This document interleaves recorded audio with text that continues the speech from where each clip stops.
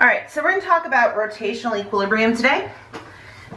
This will lead us into a lot of very interesting different types of problems that we'll see, from seesaw problems to ladder problems that we'll kind of take a look at as we go.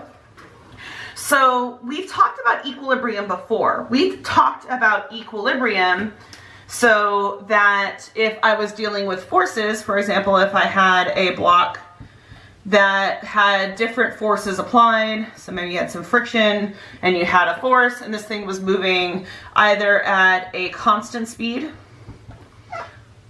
or a speed of 0, we would say that the box was in equilibrium. So equilibrium in this case, we were actually talking specifically about translational equilibrium.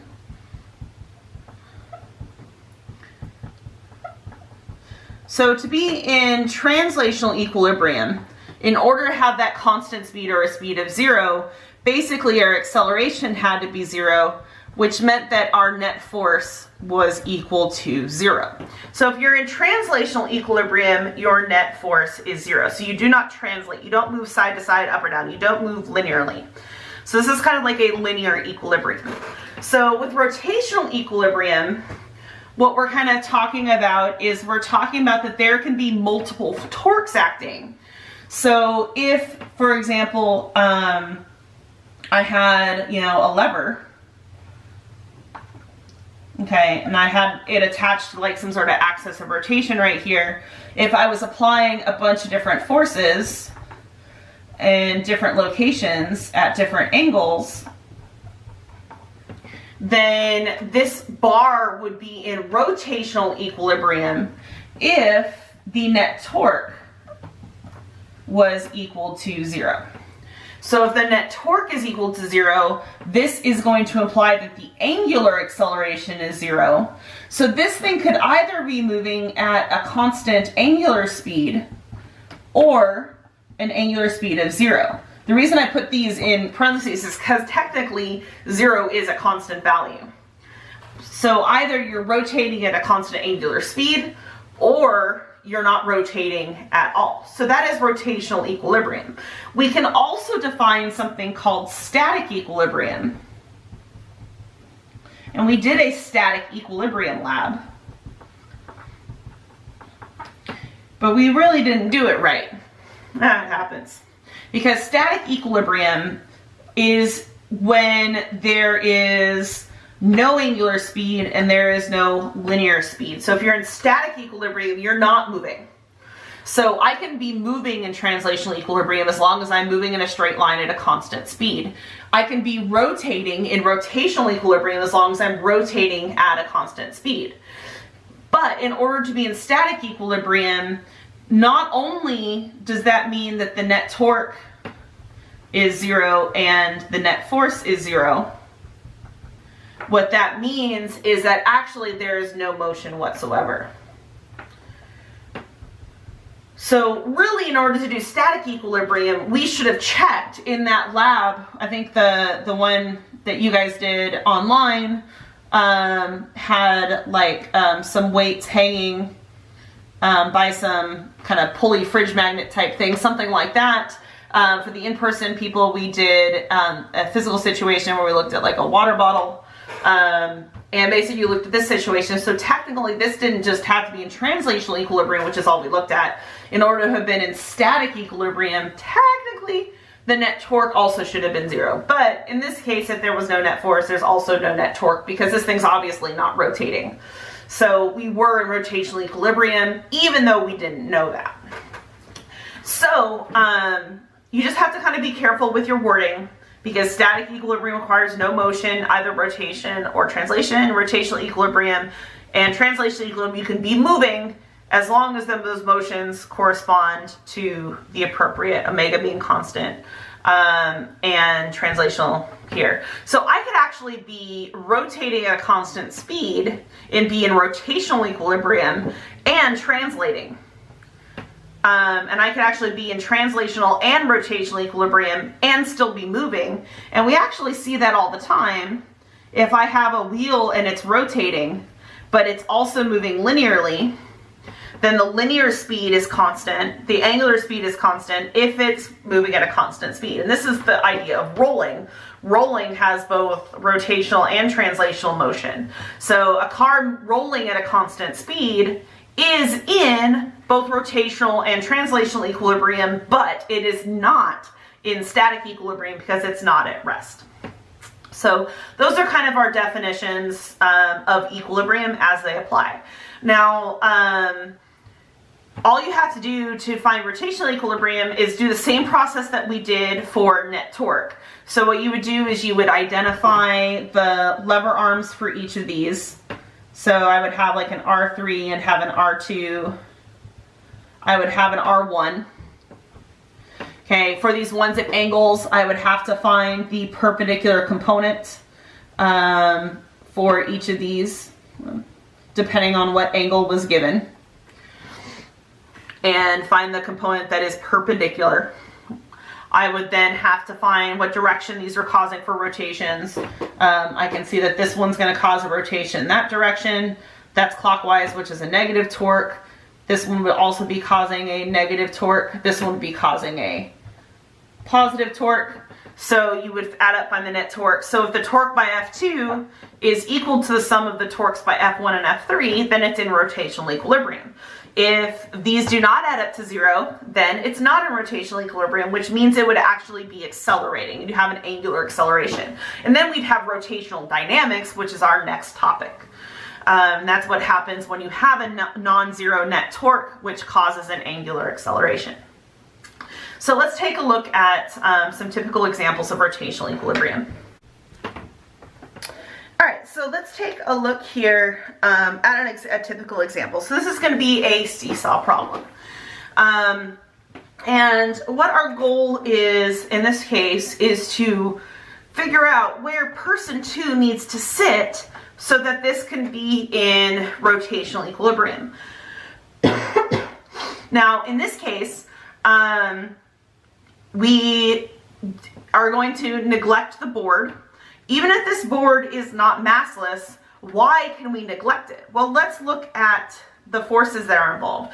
Let's put person 2 just some random location. Well, let's kind of guess. Where should person 2 sit? Do they need to sit closer or do they need to sit further away?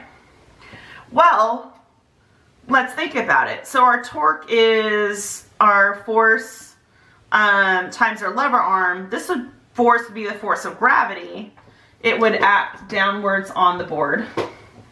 So this would be F1. Technically, it's not a gravitational force. Technically, that's the normal force of the student pushing down. But since we're going to be establishing rotational equilibrium, we can assume that the normal force of the person on the board is equal to the gravitational force of the earth on the person, because they have to be balanced. So we can just call that F1 and it will calculate as a gravitational force, but technically it's a normal force. If our board has mass, I can call that FG board, then that'll be pointing down. The fulcrum is exerting a normal force upwards on the board, so that's the normal force due to the fulcrum. And then if I place person 2 somewhere on here, just as a random, so that they are at some questionable location on the board, we can figure out where they would need to be. So the gravitational force of the board is not going to exert a torque. Even though there's a force, because it acts at the axis of rotation, it is not going to exert a torque in this case. So I don't actually have to therefore know the force of gravity of the board because it's not exerting a torque. It's not coming into play. Now, if I wanted to find the normal force of the fulcrum, if this is all in equilibrium, then there's going to be some F2 due to this guy. And then basically the normal force of the fulcrum has to add up to equal the sum of all of these forces, or this thing would be falling through the ground. So that's not probably happening. So therefore the normal force of the fulcrum would be the sum of all of these. So if I wanted to find that force, I would have to know the weight of the board, or I'd have to assume it was negligible. So where does F2 have to go? Does he have to go closer or further away?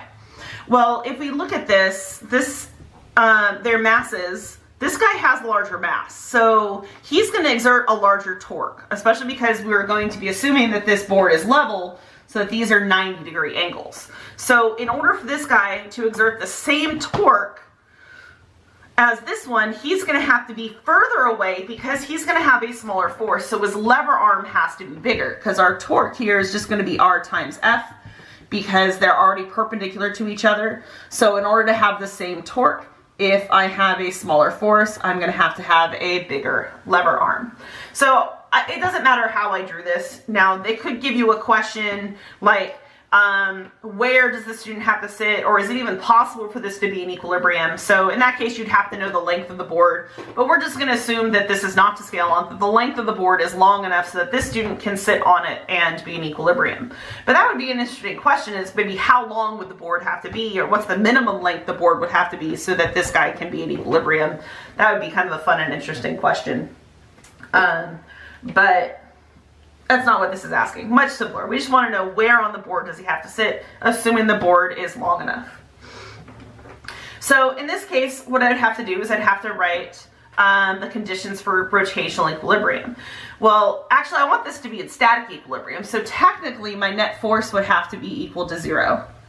And my net torque would be equal to 0. So if I know something's in static equilibrium, I'm going to start a problem by defining those, because often on the AP exam, there are going to be points for defining the conditions for equilibrium. So that's why if you do things in your head and you go and you just start writing equations with equal signs and you never write those zeros, you won't necessarily get those points, because a lot of times it's for specifically identifying that the net torque is 0. I did it specifically identifying the net force is 0 in order to be in equilibrium. Now, I don't need to worry about this because I only have one unknown. If I had multiple unknowns, sometimes I need both equations, and that'll be fun. Will come into play when we do that. So we need to write a net torque equation. So our net torque equation is going to be the torques that are counterclockwise minus the torques that are clockwise. So that's positive and negative. So if I look, this one's causing a rotation in that direction, and that one's causing a rotation in that direction. So this one's rotation is going to be in the positive direction. This one's going to be negative. So, and that has to add up to 0. So really it doesn't matter if you switch these around, just make sure that one's positive and one's negative. But I am going to write the torque counterclockwise first, which is going to be the torque due to F1 minus the torque due to F2 is equal to 0. So this is a net torque equation that shows equilibrium. So this is a really important step. Don't go subbing things in, because if you don't sub things in correctly and you don't have a nice simple statement like this, you may not earn full credit. So always kind of break things down into smaller steps, because if you make a mistake, you're more likely to earn more credit the more steps that you show, so they can track your work. So because these are at 90-degree angles, this is kind of really nice. So I can do R times F1. I'll do R1 F1 minus R2 F2. And that has to equal 0, so I'm just going to add that to the other side, so those have to be equal to each other. Please do not start here, because if you start here, you're not actually defining the conditions of equilibrium. Now, if you did this, and then you did that, you're good. But you have to have showing set equal to 0 somewhere along the line. So I usually start here. I will do all of these steps, because I want to make sure that the graders really know that I know what I'm doing, because that's what you're trying to do when you're doing an AP problem, is you're trying to prove that your method is correct to whoever is reading it. It's not about getting the right answer. It's about proving that your answer is correct. So then I'm actually looking, if I define this lever arm here to be R1 and this lever arm here to be R2, then I'm looking for R2. So before I sub in any numbers, I'm going to algebraically solve for R2. So that's going to be R1 F1 divided by F2. And then I can just sub in R1 is 0.5 meters. F1 is 75 kilograms. Actually, I'm going to sub in before that. I'm going to sub in for F1. So I'm going to do M1 times G. And F2 is going to be M2 times G. So you can actually see when I substitute that in, I don't even need G, so it actually simplifies my calculation down.